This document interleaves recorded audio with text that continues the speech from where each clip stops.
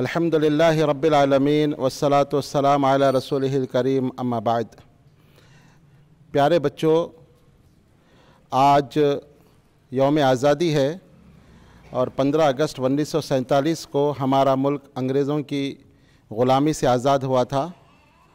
और आज की इस महफ़िल में हमारे लिए ख़ुशी की बात है कि हमारे मेहमान ख़ुसूसी जनाब वजीउल्लाह ख़ान अमीर ज़िले जमियत अहले हदीस निज़ामाबाद और जनाब मोहम्मद खलील साहब नाज़िम ज़िले जमियत अहले हदीस निज़ामाबाद हैं। हम आपका मदरसे की जानिब से दिल की गहराइयों से इस्तक़बाल करते हैं और अल्लाह ताला से दुआ करते हैं कि अल्लाह ताला जमियत के ताल्लुक़ से आपके जज्बे को अल्लाह ताला कबूल फ़रमाए और मज़ीद जमियत के इस्तेहकाम के लिए काम करने की अल्लाह तौफ़ीक़ अता फ़रमाए। आमीन या रब्बल आलमीन।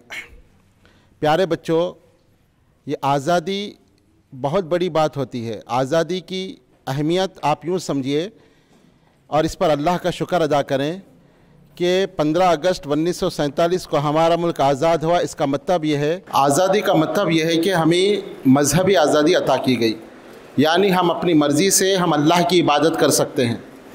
आज हम अपनी मर्ज़ी से हम अज़ान दे सकते हैं, मस्जिदों में अज़ान की आवाज़ को बुलंद कर सकते हैं। हम अपनी मर्ज़ी से नमाज़ पढ़ सकते हैं। हम इस्लाम की दावत दूसरों को दे सकते हैं। ये बहुत बड़ी बात है। आज़ादी का मतलब ये अल्लाह की एक अज़ीम नेमत है। अगर हमारा मुल्क आज़ाद नहीं होता तो फिर हम अपनी मर्ज़ी से अल्लाह की इबादत भी नहीं कर सकते थे। ना बाज़ ऐसे ममालिक हैं जैसे बर्मा वग़ैरह जहाँ आज़ादी नहीं है तो वहाँ मुसलमान नमाज भी नहीं पढ़ सकते, वहाँ मस्जिदों में अज़ान भी नहीं दे सकते, बल्कि छुप छुप के उनको इबादत करना होता है। किसी को पता चला कि नमाज़ पढ़ रहे हैं तो उनकी जान को ख़तरा लायक हो जाता है। तो आप इसकी आज़ादी की कदर को समझें कि आज़ादी का मतलब यह है कि हम अपनी मर्ज़ी से अल्लाह की इबादत कर सकते हैं। आप इस मुल्क में आपको कोई नहीं रोक सकता।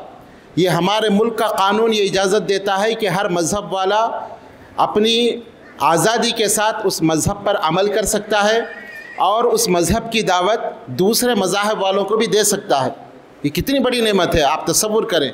अगर ये आज़ादी नहीं होती, हम पे पाबंदियाँ हो जाती, हम कुरान की तिलावत नहीं कर सकते, हम नमाज नहीं पढ़ सकते। कुरान की तिलावत करें तो कोई अगर हमारी ज़बान को काट देता, हमको कत्ल कर देता, तो बतलाइए हम कैसे अल्लाह की इबादत कर सकते थे। तो ये आज़ादी है, लेकिन अफसोस की बात यह है कि हमको इस आज़ादी की कद्र नहीं है।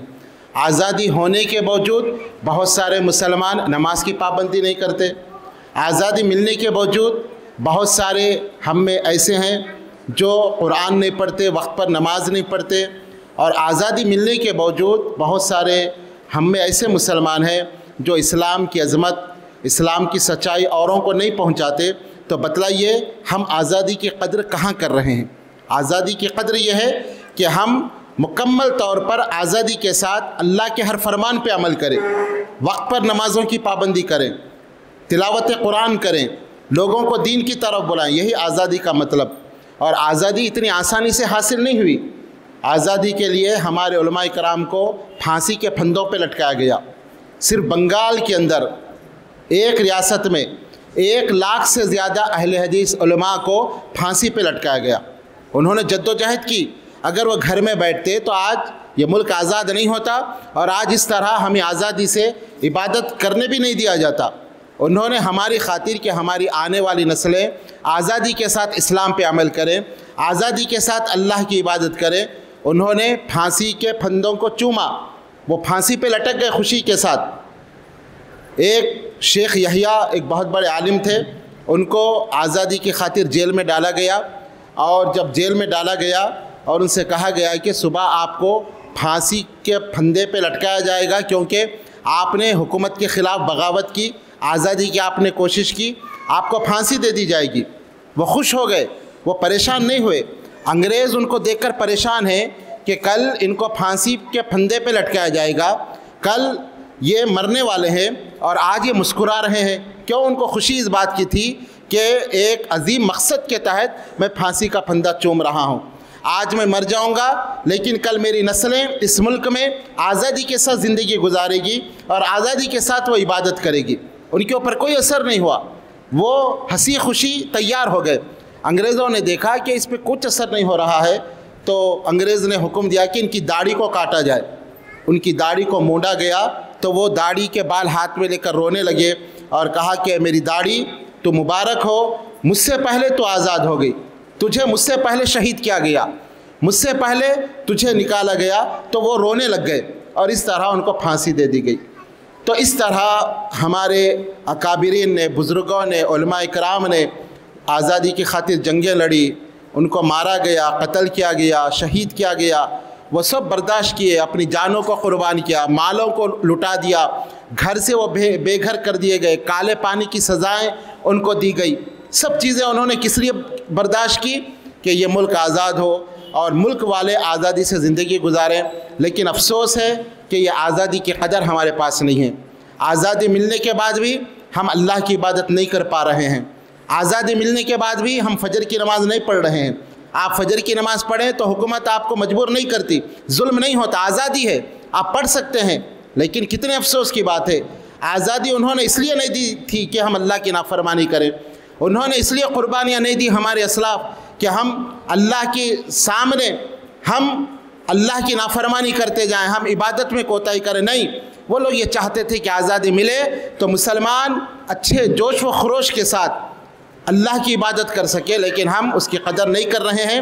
یہ 15 اگست ہمیں یہ دعوت دے رہا ہے کہ اس آزادی کی قدر کریں، اور آزادی کی قدر کرتے ہوئے اللہ کی عبادت زیادہ سے زیادہ ہم کرنے کی کوشش کریں، اللہ اور اس کے رسول کی اطاعت کریں، اور پھر یہ صاف و سچا دین جو قرآن و حدیث کا دین ہے ہم مسلمانوں تک بھی پہنچے، ان لوگوں تک جو اس دین سے دور ہے، جو قرآن و حدیث کی تعلیمات کو چھوڑ کر کسی اور طرف جا رہے ہیں۔ اپنے آپ کو تو مسلمان کہتے ہیں لیکن اللہ رسول کی باتوں کے علاوہ اور کسی کی باتوں پر عمل کرتے ہیں، ان کی بھی اصلاح کرنا ہے۔